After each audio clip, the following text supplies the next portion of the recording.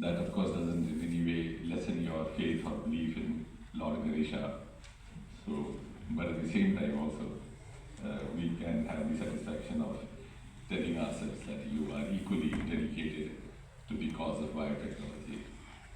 So thank you very much for this encouraging response.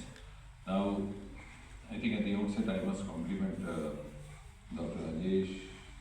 Soon after the Prime Minister's address was over on the 15th of August, the first call that I received, in fact a message before that was a follow-up call. He was so excited that the Honourable Prime Minister had made a mention of Bio3 policy and done that quite elaborately, very convincingly, because when Prime Minister speaks something in his Independence Day address, not only becomes a declaration of intent for the government in place, but is also taken very seriously across the country and even outside, and also sets the priority of the government in place.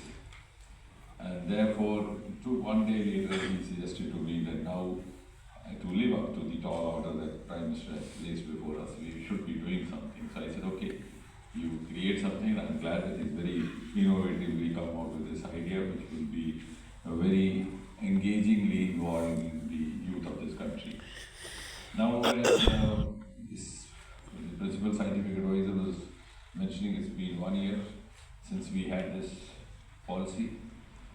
And I think within 1 year, very subtly, there has been a transformation, because I, Professor Sue, many of us belong to the times when nobody could understand what was biotechnology. So half the people thought it was a branch of engineering, the other thought they were a branch of medicine.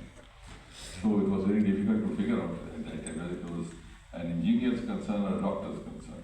And now we have also seen those times when if any youngster did a course or a B.Tech in biophysics, he or she would be at a loss to find a job in India. So most of these graduates had to find a job outside India. And in the engineering streams also it was the least preferred choice. And only those who could not find any other stream would opt for this. But there's been such a tremendous change. Only 3 years back we had a small survey conducted among class 12 children, class 12 pass outs, and it was discovered that biotechnology has suddenly emerged as third or fourth choice amongst them. And this happens only when they find a lucrative livelihood potential or a placement potential, which has started happening. So nothing can sustain without getting linked with the economy, and that started happening. Now, even in the last 1 year, if you see, we have had a first of its kind biomanufacturing institute at Mohali. Dr. Parik is there, and he was another visit also to you.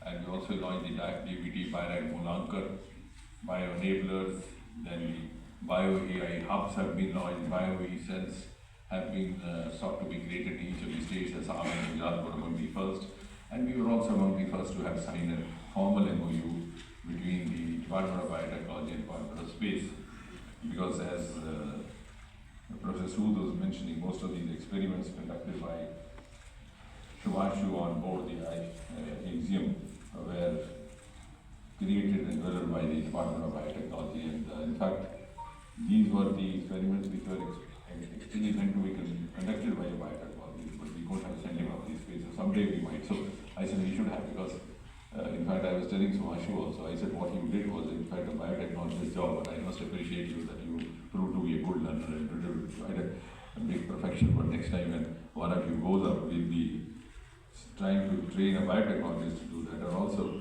we may also have a space physician, like sports medicine was hardly a preferred branch about 3 decades ago.